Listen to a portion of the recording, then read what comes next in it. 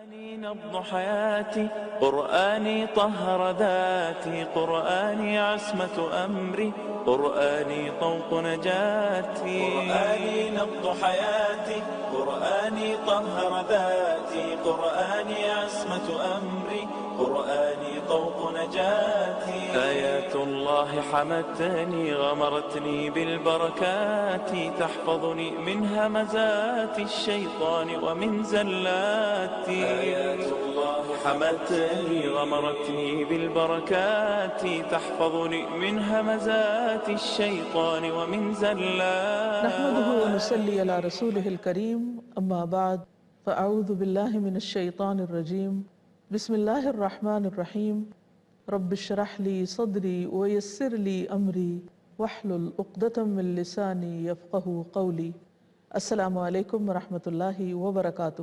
عام طور پر سننے میں آیا ہے، لوگ عموماً کہتے ہیں کہ عزت سب کو پیاری ہوتی، اور بہت سے لوگ عزت کی تلاش میں رہتے ہیں، لیکن عزت ایسی چیز نہیں جو کسی کو مانگنے سے ملے یا کسی سے انسان چھین سکے، بلکہ عزت کے لیے انسان کو وہ کام کرنے پڑتے ہیں کہ جو اسے اللہ کی نظر میں معزز بنا دیں، اور وہ اس شخص کی عزت لوگوں کے دلوں میں ڈال دے۔ اگر کوئی شخص اللہ کی نافرمانی کے کام کرتا ہے اور اللہ کو ناراض کرتا ہے، اور وقتی طور پر اگر لوگوں کے دلوں میں اس کے لیے کچھ مقام ہے بھی، تو وہ کچھ فائدے کا نہیں، کیونکہ بالآخر وہ ذلیل و رسوا ہو کر رہے گا۔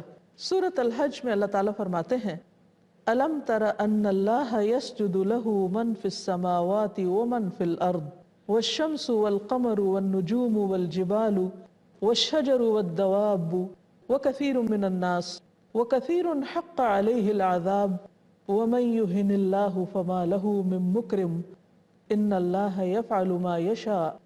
کیا تم دیکھتے نہیں کہ جو کچھ آسمانوں میں ہے اور جو کچھ زمین میں ہے، اور سورج، چاند، ستارے، پہاڑ، درخت، چوپائے اور لوگوں کی ایک کثیر تعداد اللہ کے لیے سجدہ کرتی ہے، اور بہت سے لوگ ایسے بھی ہیں جو عذاب کے مستحق ہو چکے ہیں، اور جسے اللہ ذلیل و خوار کر دے اسے کوئی عزت دینے والا نہیں، اور اللہ وہی کرتا ہے جو وہ چاہتا ہے۔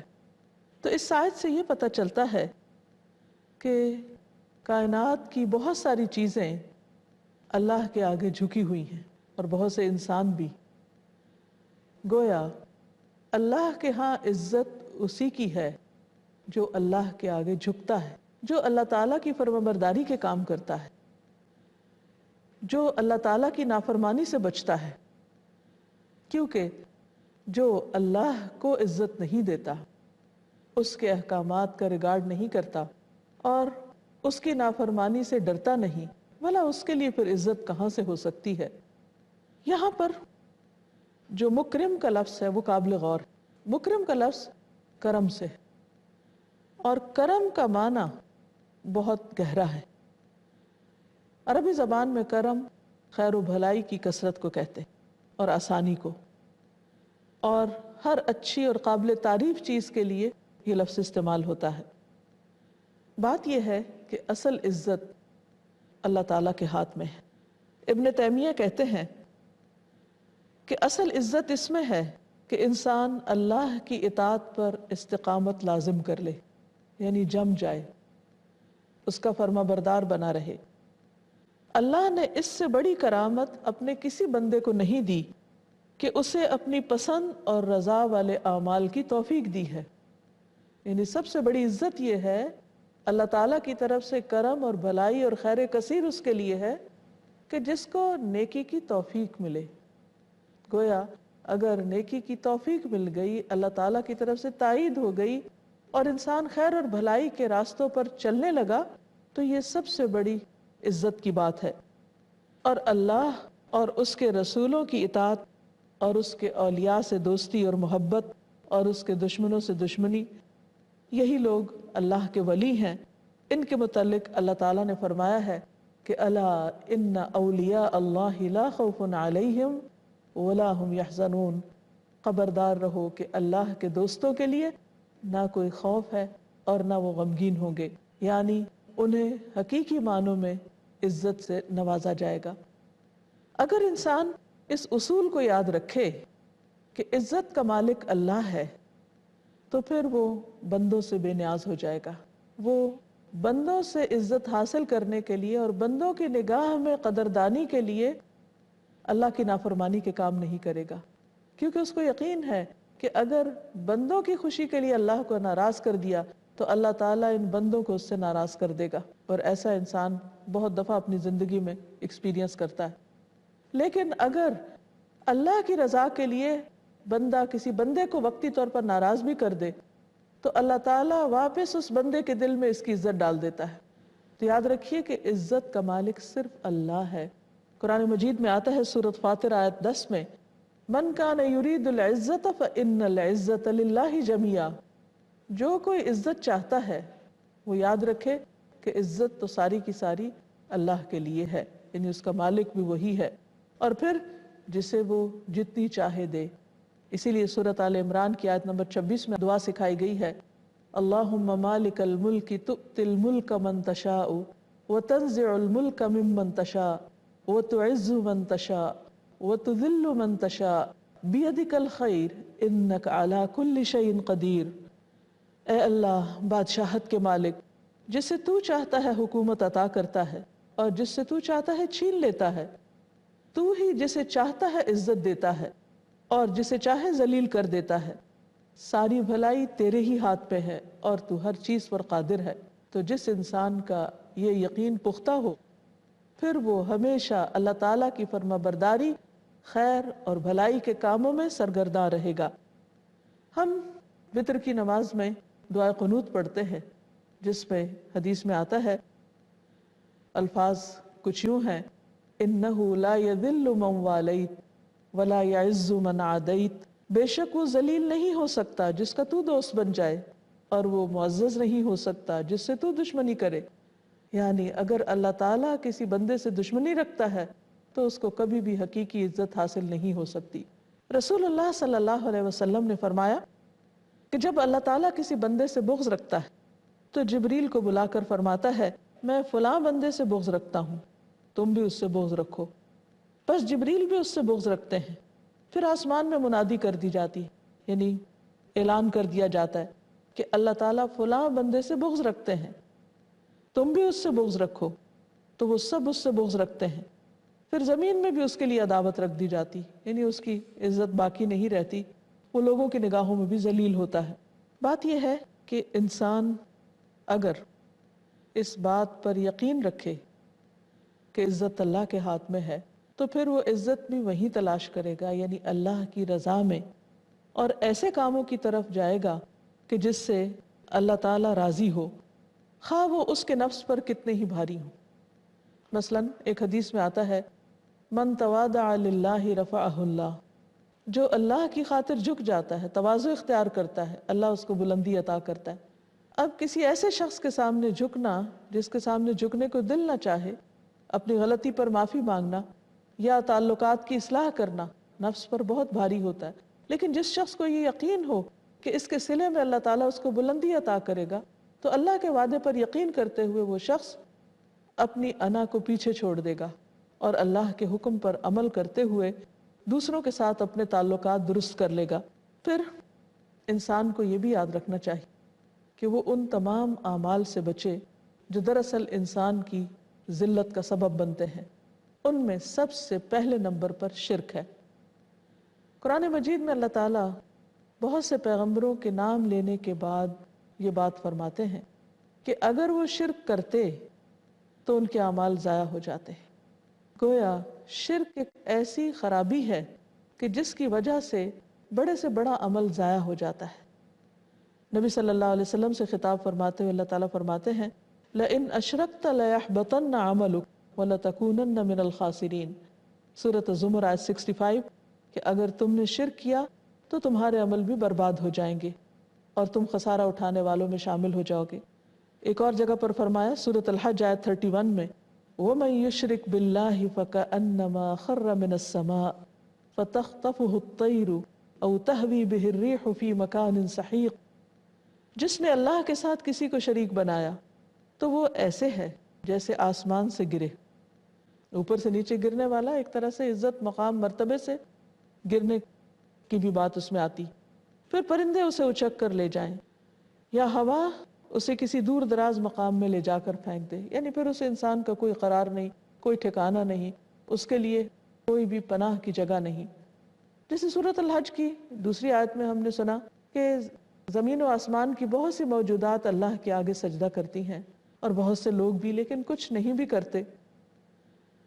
تو اس سے بھی یہ پتہ چلتا ہے کہ اگر باقی کائنات اللہ کے آگے جھکی ہوئی ہے اور امن میں ہے، تو انسان کے لیے بھی امن اور عزت اسی وقت ہے جب انسان صرف اللہ کے آگے جھکنے والا ہو. اور اس میں انسان کی ذلت ہے، رسوائی ہے کہ وہ اس مخلوق کے آگے جھکے جو خود اللہ کے آگے جھکی ہوئی ہے. لہٰذا اللہ کے سوا کسی اور کے آگے سجدہ کرنا یا کسی اور سے دعا کرنا یا کسی اور کے نام پر قربانی کرنا، یہ انسان کے لیے عزت نہیں، ذلت کا سبب ہے. لہٰذا ایسے تمام امور سے بچنا چاہیے. حقیقت یہ ہے کہ آگ میں جانا ہی رسوائی کا باعث ہے.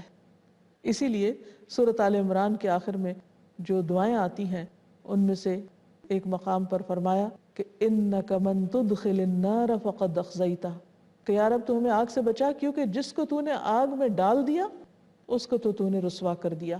تو انسان کی اصل عزت کس میں ہے؟ کہ وہ قیامت کے دن برے انجام سے بچ جائے، اس آگ سے بچ جائے. ایک حدیث میں آتا ہے، حضرت انس رضی اللہ عنہ بیان کرتے ہیں کہ اللہ تعالیٰ قیامت کے دن اس شخص سے پوچھے گا جسے دوزخ کا سب سے ہلکا عذاب دیا جائے گا کہ اگر دنیا میں تمہاری کوئی چیز ہوتی تو کیا تم اس عذاب سے نجات پانے کے لیے اسے بدلے میں دیتے؟ تو وہ کہے گا جی ہاں. اس پر اللہ تعالیٰ فرمائے گا جب تو آدم کی پیٹھ میں تھا تو میں نے تجھ سے اس سے بھی معمولی چیز کا مطالبہ کیا تھا کہ میرے ساتھ کسی کو شریک نہ ٹھہرانا، لیکن تو نے شرک کیا، یعنی جب دنیا میں آیا تو اس وعدے کو بھول گیا. اسی طرح عام زندگی میں فسق، نافرمانی، گناہ کے کام بھی انسان کی رسوائی کا باعث بنتے ہیں. سورۃ الحشر آیت 5 میں آتا ہے وَلِيُخْزِيَ الْفَاسِقِينَ، اور تاکہ اللہ فاسقوں کو رسوا کر دے. ایک اور جگہ پر ہمیں پتہ چلتا ہے کہ جو لوگ اللہ کی کتاب پر عمل نہیں کرتے یا اس کے بعض حصوں کو لیتے ہیں اور بعض کو چھوڑ دیتے ہیں، ان کے لیے دنیا میں بھی رسوائی ہے اور آخرت میں عذاب. قرآن مجید سورۃ البقرہ میں اللہ تعالیٰ فرماتے ہیں آیت نمبر 85 أَفَتُؤْمِنُونَ بِبَعْضِ الْكِتَابِ وَتَكْفُرُونَ بِبَعْضٍ فَمَا جَزَاءُ مَنْ يَفْعَلُ ذَلِكَ مِنْكُمْ إِلَّا خِزْيٌ فِي الْحَيَاةِ الدُّنْيَا وَيَوْمَ الْقِيَامَةِ يُرَدُّونَ إِلَىٰ أَشَدِّ الْعَذَابِ وَمَا اللَّهُ بِغَافِلٍ عَمَّا تَعْمَلُونَ. کیا تم کتاب کے بعض احکام مانتے ہو اور بعض کا انکار کر دیتے ہو، یعنی پک اینڈ چوز کرتے ہو؟ کچھ مانتے بھی ہیں، یہ نہیں کہ سارے کا انکار کر رہے ہیں. یہ ان لوگوں کی بات ہو رہی ہے جو کتاب کے کچھ حصے کو اپنی کنوینئنس کے مطابق لے لیتے ہیں، جہاں انہیں کوئی دنیا کا فائدہ وغیرہ نظر آتا ہے، لیکن باقی کو چھوڑ دیتے ہیں. فرمایا کہ بھلا جو لوگ یہ کام کریں، یعنی کچھ لیں اور کچھ چھوڑ دیں، اپنی مرضی سے فیصلے کریں، تو ان کی سزا اس کے سوا اور کیا ہو سکتی ہے کہ دنیا میں ذلیل و خوار ہوں. یعنی یہ بات انسان کے لیے دنیا میں بھی رسوائی کا باعث بن سکتی ہے، اور قیامت کے دن وہ سخت عذاب کی طرف دھکیل دیے جائیں گے. اور قیامت کا عذاب جو ہے وہ انسان کے لیے رسوائی کا سبب ہے. اور جو کچھ تم کرتے ہو اللہ اس سے بے خبر نہیں، یعنی اللہ کو سب معلوم ہے تمہارے تمام اعمال. قرآن مجید کے علاوہ اگر کوئی شخص مساجد کی تعظیم نہیں کرتا اور ان کو نقصان پہنچاتا ہے تو یہ چیز بھی انسان کے لیے رسوائی کا سبب ہے. سورۃ البقرہ آیت نمبر 114 میں فرمایا وَمَنْ أَظْلَمُ مِمَّنْ مَنَعَ مَسَاجِدَ اللَّهِ أَنْ يُذْكَرَ فِيهَا اسْمُهُ وَسَعَى فِي خَرَابِهَا أُولَئِكَ مَا كَانَ لَهُمْ أَنْ يَدْخُلُوهَا إِلَّا خَائِفِينَ لَهُمْ فِي الدُّنْيَا خِزْيٌ وَلَهُمْ فِي الْآخِرَةِ عَذَابٌ عَظِيمٌ. فرمایا اور اس شخص سے بڑھ کر ظالم کون ہو سکتا ہے جو اللہ کی مسجدوں میں اس کا نام ذکر کرنے سے روکے، یعنی مسجدوں کی آبادی نہ ہونے دے جو کہ اللہ کے ذکر سے ہوتی، اور اس کی خرابی کے درپے ویرانی کے. انہیں تو یہ چاہیے تھا کہ مسجدوں میں اللہ سے ڈرتے ہوئے داخل ہوتے. ایسے ہی لوگوں کے لیے دنیا میں رسوائی اور آخرت میں بہت بڑا عذاب ہے. تو اس سے یہ پتہ چلتا ہے کہ اگر کوئی شخص اللہ کے گھر کی عزت نہیں کرتا تو اس کے لیے بھی کوئی عزت نہیں. پھر اسی طرح دین کے معاملے میں ناحق جھگڑا کرنا، یہ بھی انسان کے لیے ذلت کا باعث ہے۔ سورۃ الحج آیت نمبر 8 اور 9 میں فرمایا وَمِنَ النَّاسِ مَن يُجَادِلُ فِي اللَّهِ بِغَيْرِ عِلْمٍ وَلَا هُدًى وَلَا كِتَابٍ مُنِيرٍ ثَانِيَ عِطْفِهِ لِيُضِلَّ عَن سَبِيلِ اللَّهِ لَهُ فِي الدُّنْيَا خِزْيٌ وَنُذِيقُهُ يَوْمَ الْقِيَامَةِ عَذَابَ الْحَرِيقِ۔ اور کچھ لوگ ایسے ہیں جو علم، ہدایت اور روشنی بخشنے والی کتاب کے بغیر اللہ کے بارے میں بحث کرتے ہیں، یعنی ان کے پاس علم کچھ نہیں ہوتا، صرف اپنے عقل کے بلبوتے پر یا اپنے دنیاوی علم کی وجہ سے اللہ سبحانہ وتعالیٰ کا کبھی انکار کر بیٹھتے ہیں یا اس کی بعض صفات کا انکار کرتے ہیں یا ان میں جھگڑا کرنے لگتے ہیں، اور اس طرح وہ حق سے اپنا پہلو موڑتے ہیں تاکہ دوسرے لوگوں کو اللہ کی راہ سے بہکا دیں۔ یعنی دین میں بیکار کی بحثوں کے ذریعے وہ لوگوں کو دین سے متنفر کرتے ہیں۔ ایسے شخص کے لیے دنیا میں رسوائی ہے، اور قیامت کے دن ہم اس کو جلا دینے والے عذاب کا مزہ چکھائیں گے، اور آگ کا عذاب تو ویسے ہی رسوائی کا باعث ہے۔ اس لیے اگر دین کی کوئی بات سمجھ میں نہ آئے تو اس پر اعتراض کرنے کی بجائے یا اس کی تحقیر کرنے کی بجائے یا اس میں بیکار کی باتیں کرنے کی بجائے انسان سمجھنے کی کوشش کرے، ہدایت کی دعا مانگے، نہ کہ لوگوں کے سامنے دین کا ایسا رخ پیش کرے کہ خود تو عمل نہیں کر رہا اور دوسرے بھی کرنے سے قاصر ہوں۔ ایک اور چیز جو انسان کے لیے رسوائی کا باعث بنتی ہے وہ ہے شہرت کی طلب، شہرت کی حرص، شہرت کی خواہش۔ حدیث میں آتا ہے، مسند احمد کی روایت ہے، قال رسول اللہ صلی اللہ علیہ وسلم من سمع الناس بعمله سمع اللہ به سامع خلقہ یوم القیامت وحقرہ وصغرہ۔ رسول اللہ صلی اللہ علیہ وسلم نے فرمایا، جو شخص اپنے عمل کے ذریعے لوگوں میں شہرت حاصل کرنا چاہتا ہے، یعنی نیکی اس لیے کرتا ہے کہ لوگوں میں نیک مشہور ہو، تو اللہ اس کی شہرت قیامت کے دن ساری مخلوق کو سنوائے گا، پھر اسے ذلیل اور حقیر کر دے گا۔ یعنی اس کے دل میں چھپی ہوئی یہ بات، یعنی بظاہر تو لوگوں کو وہ نیک بن کے دکھا رہا تھا اور بڑے بڑے کارنامے کر رہا تھا، لیکن دل کے اندر اس کی کیا بات چھپی ہوئی تھی کہ وہ لوگوں کو مروب کرے، امپریس کرے اور لوگوں میں اپنی شہرت بنائے۔ تو اللہ تعالیٰ اس کی اس نیت کو، اس کی اس سوچ کو لوگوں کے سامنے عیاں کر دے گا اور اس کے اس دھوکے کو لوگوں کے سامنے واضح کر دے گا، اور اس طرح یہ بات اس کے لیے ذلت اور رسوائی کا سبب بن جائے گی۔ ایک اور چیز جو انسان کے لیے رسوائی کا اور ذلت کا سبب ہے وہ ہے تکبر، اپنے آپ کو بڑا سمجھنا، جیسے شیطان نے کیا کہ جب اللہ تعالیٰ نے اس کو حکم دیا کہ آدم کو سجدہ کرو تو اس نے انکار کر دیا اور اپنے آپ کو بڑی چیز سمجھنے لگا، تو اللہ سبحانہ و تعالیٰ نے اس کو ذلیل کیا اور اسے ساغرین میں سے قرار دیا، یعنی نیچے ہو جانے والوں میں سے۔ یعنی اس نے اپنی بڑائی ثابت کرنے کی کوشش کی جبکہ اس کے نتیجے میں اس کو ذلت کا منہ دیکھنا پڑا۔ حدیث میں بھی آتا ہے، حدیث قدسی ہے، قال اللہ عز وجل الکبریاء ردائی والعزت ازاری فمن نازعنی واحدا منہما القیہ فی النار۔ مسند احمد۔ اللہ تعالیٰ فرماتے ہیں، کبریائی میری اوپر کی چادر ہے اور عزت میری نیچے کی چادر ہے، جو دونوں میں سے کسی ایک کو مجھ سے چھینے گا میں اسے جہنم میں ڈال دوں گا۔ کیونکہ تکبر دراصل انسان کو وہاں تک لے جاتا ہے جہاں وہ اللہ تعالیٰ کی بات کو بھی ماننے سے انکار کر دیتا ہے۔ اسی لیے تکبر کی تعریف کیا کی گئی ہے؟ بطر الحق و غمت الناس، حق کا انکار، حق کے سامنے اکڑنا اور لوگوں کو حقیر سمجھنا۔ یعنی جب کوئی شخص اللہ تعالیٰ کی بات نہیں مانتا، حق آ جانے کے بعد اس کو قبول نہیں کرتا، تو اس کا کیا مطلب ہے؟ کہ وہ اپنی عقل کو نعوذ باللہ اللہ تعالیٰ سے بھی اوپر سمجھتا ہے کہ اللہ تعالیٰ نے جو بات فرمائی ہے وہ تو اس کی تو سینس سمجھ نہیں آ رہی، اور ساری سینس اور عقل تو شاید اس کے اپنے ہی اندر ہے۔ یہ رویہ انتہائی غلط رویہ ہے اور یہ اللہ تعالیٰ کو پسند نہیں۔ اسی طرح اللہ تعالیٰ نے ہر بندے کے اندر کوئی خیر اور خوبی رکھی ہے، اسی طرح کچھ لوگوں کو اپنے سوا کسی اور میں کوئی خیر نظر نہیں آتی، ان کے لیے بہت آسان ہوتا ہے کہ وہ ہر ایک کی کوئی نہ کوئی خامی نکال لیں، ہر ایک کا کوئی نہ کوئی عیب ڈھونڈ لیں، اور اس سے ان کا مطلب کیا ہوتا ہے کہ دوسروں کو گرا کر خود کو اونچا کر سکیں حالانکہ وہ اس میں کامیاب نہیں ہو سکتے، کیونکہ عزت اللہ کے ہاتھ میں ہے۔ لوگوں کے ذلیل کرنے سے کوئی ذلیل نہیں ہو سکتا۔ اگر اللہ کے ہاں کسی کی عزت لکھی ہوئی ہے تو اللہ تعالیٰ اسے رسوا نہ کرے گا۔ لیکن تکبر انسان کو دنیا میں بھی ذلیل کرتا ہے اور آخرت میں بھی اس کے لیے ذلت اور رسوائی ہوگی۔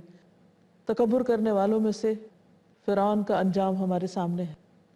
قارون جس کو مال و دولت کی بنا پر بڑا گھمنڈ تھا، اس کا انجام ہم سب جانتے ہیں۔ ابو لہب، ابو جہل اور دیگر بہت سے لوگ جو اپنے آپ کو بڑی چیز سمجھتے تھے، وہ دراصل دنیا میں بھی ذلیل و رسوا ہوئے، جو کہ عبرت کی زبردست مثالیں ہیں۔ ابن قیم کہتے ہیں کہ اللہ تعالیٰ نافرمان بندے کی ہیبت مخلوق کے دلوں سے اٹھا لیتا ہے، یعنی بڑے بڑے گناہوں کے علاوہ جو باقی نافرمانیاں بھی ہیں، یہ گناہوں کی زندگی بسر کرنا ہے، وہ بھی انسان کے لیے ذلت کا سبب بنتی ہیں اور اسے ان کے سامنے ذلیل کر دیتا ہے اور وہ اسے حقیر خیال کرنے لگتے ہیں، بالکل ایسے ہی جیسے اس نے اللہ کے حکم کو حقیر اور ہلکا جانا۔ چنانچہ بندہ جس قدر اللہ سے محبت کرتا ہے، لوگ اسی قدر اس سے محبت کرتے ہیں، اور جس قدر وہ اللہ سے ڈرتا ہے، لوگ اسی قدر یعنی مخلوق اسی قدر اس سے ڈرتی ہے۔ اور جتنی وہ اللہ اور حرمات الہی کی تعظیم کرتا ہے، اتنی ہی لوگ اس کی تعظیم کرتے ہیں۔ یہ کیسے ممکن ہے کہ بندہ تو حرمات الہی کا پردہ چاک کرے اور پھر اس بات کی توقع رکھے کہ لوگ اس کی حرمتوں کا پردہ چاک نہ کریں، یعنی اس کو عزت دیں؟ یا یہ کیسے ہو سکتا ہے کہ وہ اللہ کے حقوق کو اپنے اوپر حقیر جانے مگر اللہ اسے لوگوں کی نظروں میں حقیر کر دے؟ یہ بھی کیسے ممکن ہے کہ وہ اللہ کی نافرمانیوں کو ہلکا جانے اور مخلوق اسے ہلکا نہ جانے؟ تو بات یہ ہے کہ عزت ساری اللہ کے ہاتھ میں ہے، عزت اللہ کی اطاعت میں ہے، اور نافرمانی کے کام انسان کو ذلت سے دوچار کرنے والے ہیں۔ اللہ تعالی ہمیں دنیا اور آخرت کی رسوائی سے محفوظ رکھے اور آگ کے عذاب سے بچائے۔ وآخر دعوانا ان الحمد للہ رب العالمین۔ سبحانک اللہم وبحمدک اشہد ان لا الہ الا انت استغفرک واتوب الیک۔ السلام علیکم ورحمۃ اللہ وبرکاتہ۔ معجزة خالدة ما أعظمها من كلمات من الرحمن علينا بكتاب من رحماته. معجزة خالدة ما أعظمها من كلمات من الرحمن علينا بكتاب من رحماته. قرآني نبض حياتي، قرآني طهر ذاتي، قرآني عصمة أمري، قرآني طوق نجاتي، قرآني نبض حياتي، قرآني طهر ذاتي، قرآني عصمة أمري، قرآني طوق نجاتي.